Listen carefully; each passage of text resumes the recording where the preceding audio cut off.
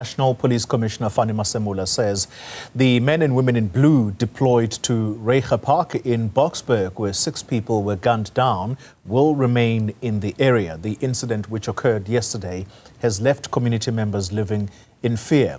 Let's unpack the developments there further now with IRS Forensic Investigations, Chad Thomas. Chad, good evening to you. Thank you very much for your time. It does appear that drug peddling brings with it gangsterism. In Gauteng, we already know of the area called Westbury. Some very tragic scenes have taken place there in the month of October that has just passed. Now, we're in the new month, November. Reiche Park is also suggested to be struggling with drugs and gangsterism. Does Gauteng need to worry about possibly resembling what we see in the Cape Flats? A very good evening to you. And in answer to your question, it's sadly a resounding yes, we do have to worry.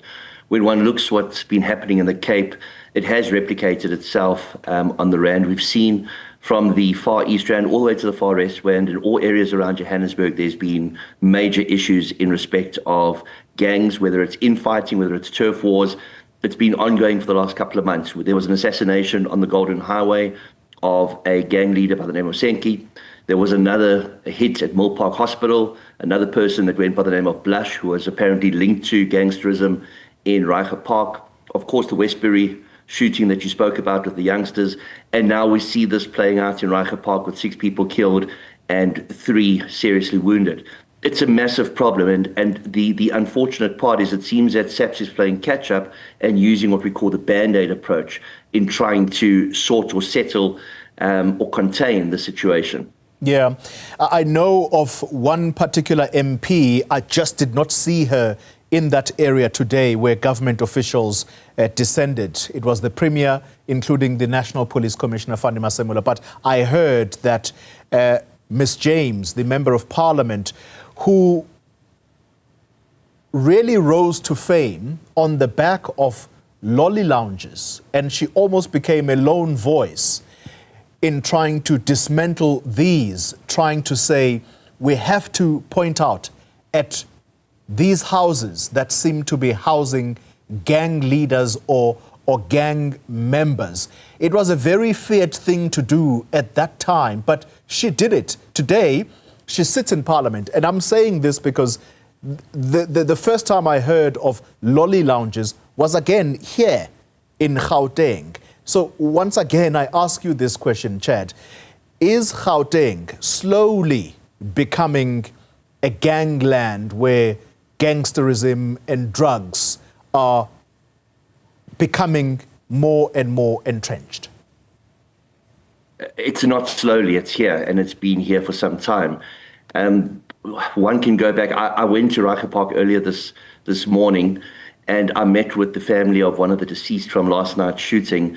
And driving through Reiche Park, you could see that it was a relic of the apartheid spatial planning structures. You can see that there are people that are trying to make the best of some of the worst conditions imaginable. And it plays across in all these type of environments, whether it's Riverlea, Eldorado Park, whether it's the western townships of Coronationville, Westbury, Nuclear, whether it's Reiche Park, or if you go to Pretoria, Eersterus, we've got this problem of gangsterism, we've got this problem of lolly loungers.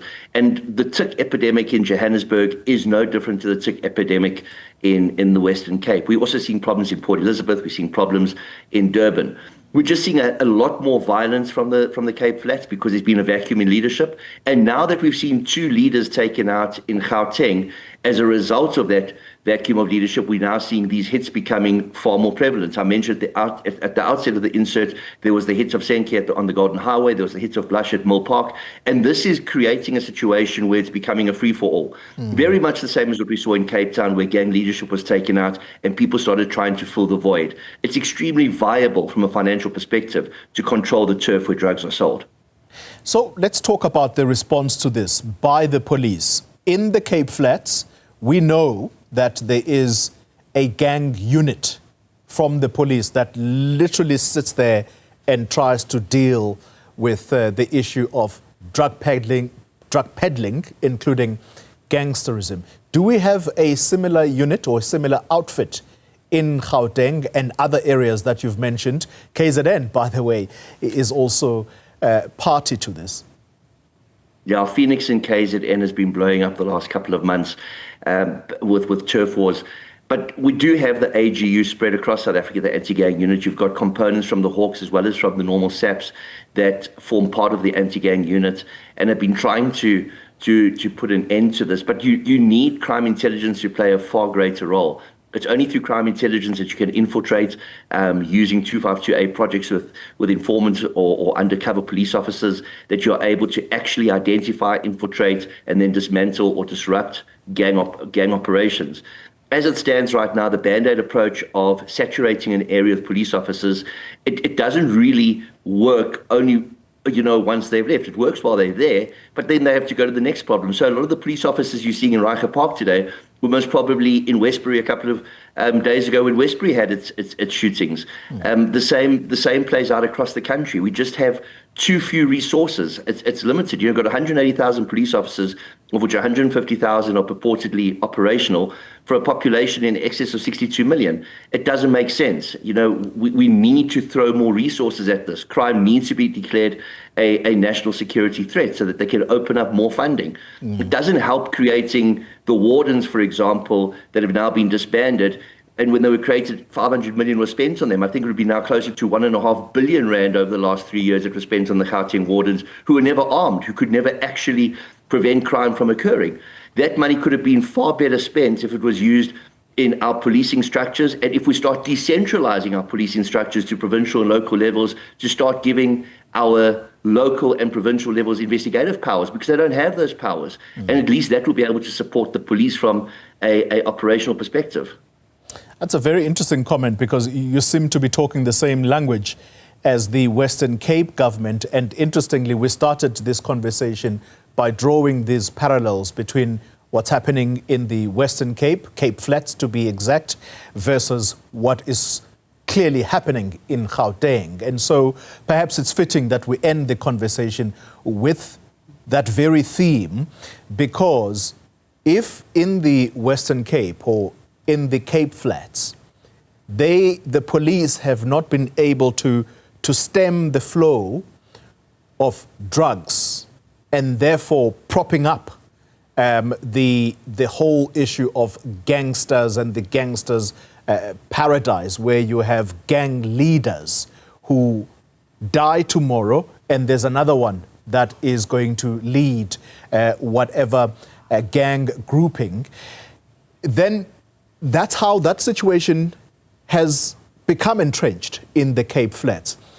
What hope is there that here, where you are saying it's not just starting out, but it's already here, what chance is there that it can be uprooted? It can't be uprooted in the short term. There's too much decimation of intelligence services, detective services. There's not enough members on the ground to be able to investigate, to make cases court ready. So you find a revolving door at the police stations. A suspect may be arrested, but they're out again. It doesn't help that the investigation powers are contained only within SAPs and not extended to provincial authorities or local authorities. We need to look at a different model, because clearly the current police model we have isn't working. Otherwise, South Africa, with all of its resources, all of its human capital, wouldn't be in the top 5 most violent societies in the world. Chad, I know I was leaving this conversation, but I'm suddenly reminded of Mpumalanga. We have Mexican nationals that are in this country, that are busy in communities, far-flung areas, in a farm where they are busy cooking drugs. They are literally trying to make an industry here, and that was thwarted just a few weeks ago by the police, who are now in the process of actually shutting down that plant. We were reporting on this story last week. So you may not necessarily have gangsterism there in Mpumalanga. The area is called Volksrust. But you clearly have a manufacturing hub, and you have people coming from dangerous countries that are known for peddling drugs, Mexico.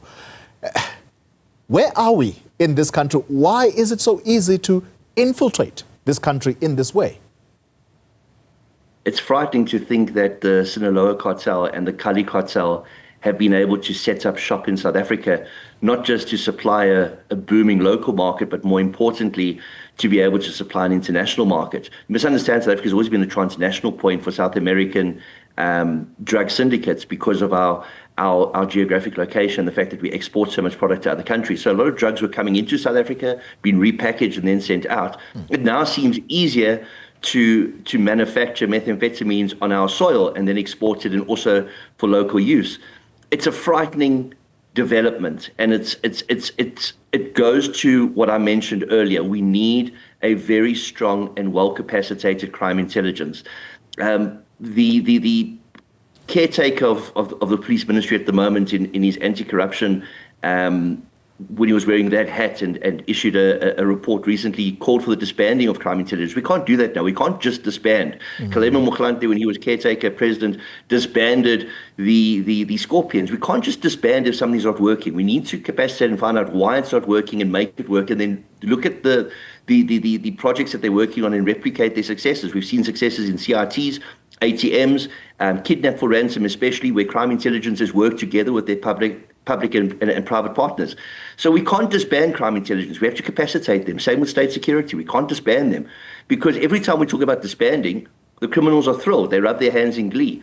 We need to just get over this problem. And as I said, we're not going to solve it in the short term. We have to look 5 to 10 years from now, but we have to start containing the problem now through disruptive and dismantling operations that need to be led by an effective crime intelligence component. Chet Thomas, thank you very much for your time and insights in what is clearly a frightening situation that is engulfing this country. Chet Thomas is from the IRS Forensic Investigations. All right, more news after the break.